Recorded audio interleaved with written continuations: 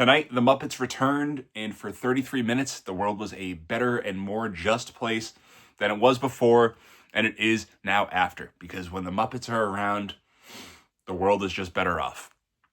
I am a Muppet head, I would say. I wouldn't say I'm a Muppet freak, but I'm a Muppet head. I do love the Muppets. I don't want to say everyone loves the Muppets because there's some Muppet haters, but if you're a Muppet hater, I think you're just flat out an asshole.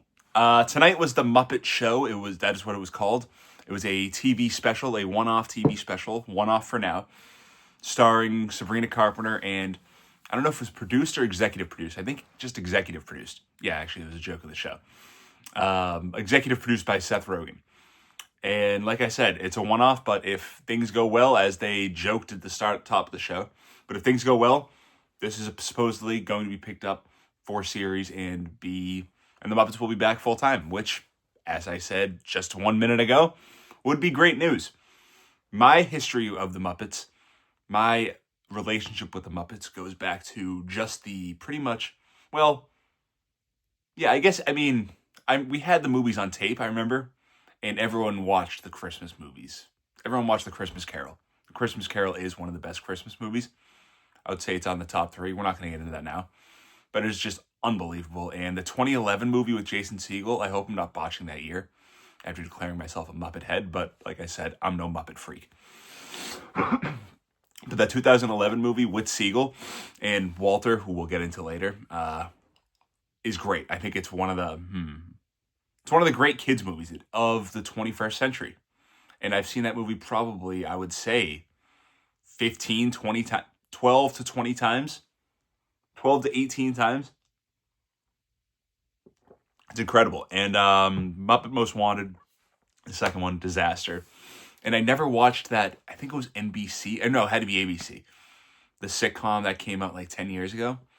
Because I was like 14 at the time and I didn't watch new ABC sitcoms at the time. Because not a lot of 14-year-olds do that. But I wish I did. I got to go back and watch that. Anyway, I love the Muppets. Everyone loves the Muppets, as far as I'm concerned. And like I said, if not, you're an asshole. Tonight was great. To put it in simple terms, tonight went, I don't want to say perfect, but it went incredibly well. And I do feel good about us getting picked up and moving on and having the Muppets back full time. Sabrina Carpenter was a perfect addition perfect guest for like the one-off, like, let's get this thing going episode, or the first episode. Because she's a huge star and she fits right in with the Muppets. Her and Miss Piggy, right off the bat, just incredible chemistry. Miss Piggy is a star. So she can kind of carry, but Sabrina Carpenter holds her own, and she goes toe-to-toe with Miss Piggy, like, she's comedically, and she's not just as funny, but she's very funny herself. And Miss Piggy is great. Miss Piggy was the MVP. She's the funniest Muppet, probably. Yeah, her or Gonzo, but no, I think it is Miss Piggy. Miss Piggy is the greatest, and it was a great Miss Piggy show. I think with a guest like Sabrina Carpenter, you're going to need a lot out of Piggy, and you got a lot out of Piggy. And I mean, Kermit, I should have started with Kermit. Kermit is the greatest. I just said Miss Piggy's the funniest, but Kermit is the greatest.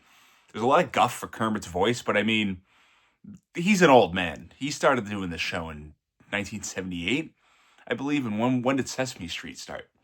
So the guy's been on television on and off for 60 years. His voice is going to sound different. It's not going to sound the same. How does Al Pacino sound? Does he sound the same as he did in The Godfather? No, he doesn't. But can he still give you a great performance? That might not be a great example because Al Pacino's not giving you constant, steady work like Kermit does. But, I mean, voices change. That's just how life goes on. People age. He's a man after all. Or he's a frog, but leave the guy alone. Not enough Fozzie. I guess I'm just going through the line. I have them all. I wrote them down. I was going to give them grades as it went on. I was actually taking notes during the Muppet Show. I think I might have been one of the only people taking notes while watching that. But there was not enough Fozzie. He had that one bit with Rogen, which I thought was weird. I thought it was just like him just leaning in the doorway. I thought there was a better use for Rogen. I don't know why I'm going through the Muppets one by one. I'll go in the show order. The open of the show was awesome. The Muppets, whenever they want to get sentimental for a little bit, it's the best. I'm a sucker for it. Like at the start of the of the movie when they get to Kermit's house.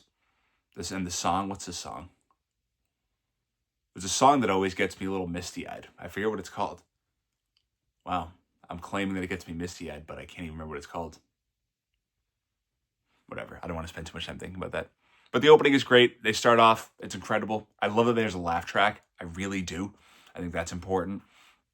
And like I said, they integrated Sabrina Carpenter perfectly right away, and the man-child performance was better than the Grammys. I mean, I don't think that's much of a debate, but she just fits with the Muppets. She fits right in. They go into Pigs and Wigs. I mean, Miss Piggy is just an absolute star. She's hilarious. And the shrimp, I don't know his name. I never know his name. I'm not going to be a fraud and look it up and pretend I always knew his name. But I mean, he's hilarious. He always gets a crack. I always crack up at him. The backstage stuff was awesome. I love, what's that guy? Scooter, the nerdy orange guy. He's hilarious. He's just like a classic dork. And the bear, the big brown bear, he's like, oh, I definitely miss being back here. Like, I love, he's always got some good lines. He's great in the 2011 movie.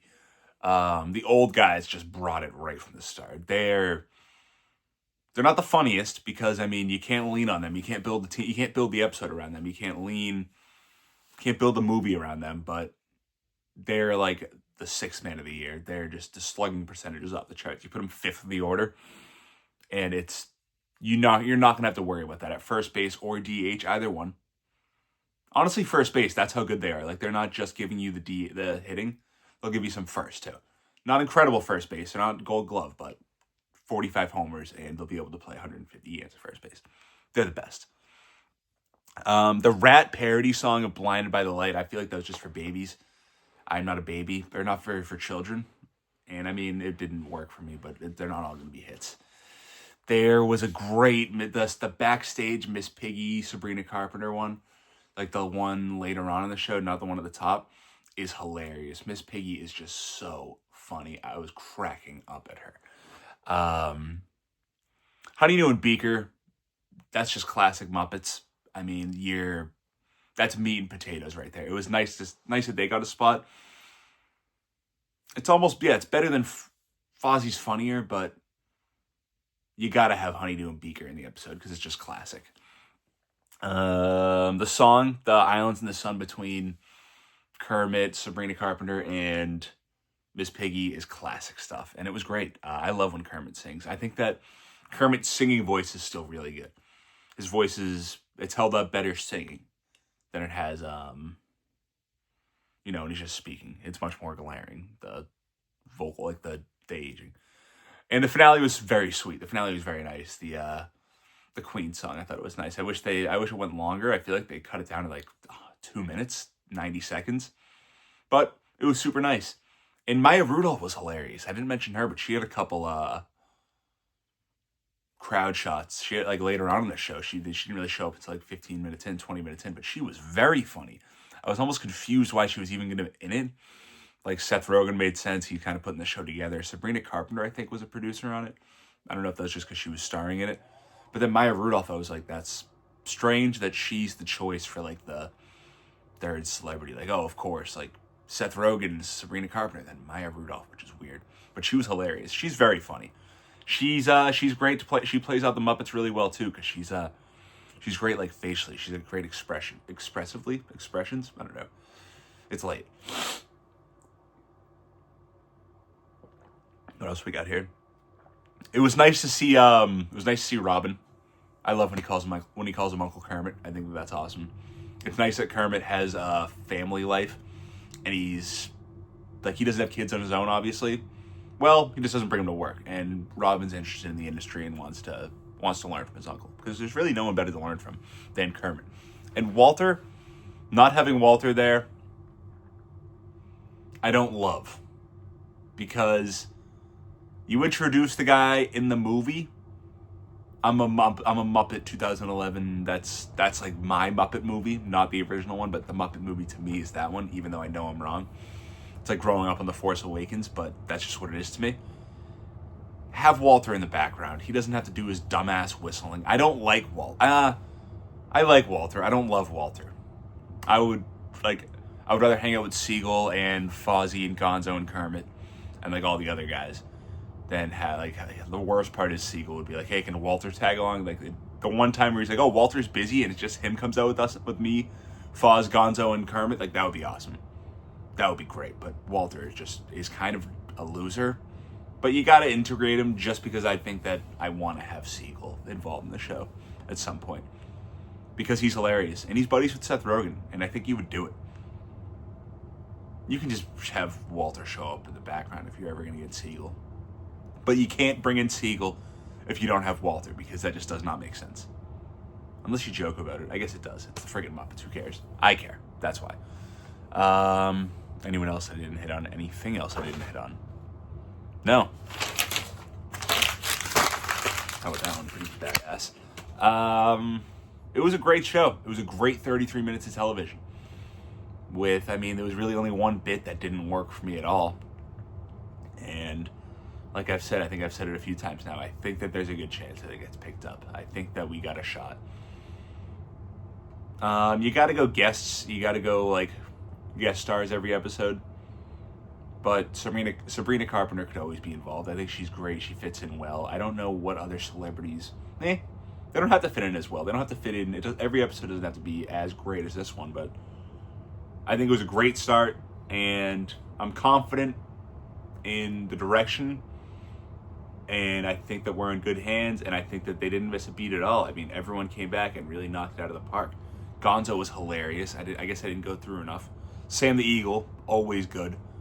One of the great character actors. I would have liked more Fozzie. I already crumpled up my sheet. It's right there. Rizzo, he had the song. I would have liked a little bit more Rizzo, though, because I didn't like the song. And yeah. Who would I pick for episode 2 host or episode 1 host? That's a lot of pressure. I didn't even come up with anything going into this. I'm trying to think of, who would be funny, obviously. No, I'm trying to think of who would be terrible on the show. Here, I'll give myself, 15 more seconds to think of someone.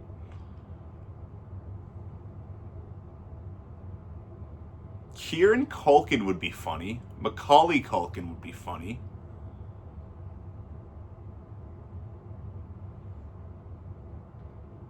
Yeah. All right, that was the first person I thought of. I don't know why. I was thinking of a cat of people promoting Oscars. Then my mind went to last year's winners. Who from this year's Oscar campaign trail would be great? Who that's nominated for it? Or Rose Byrne would be really good, I think. The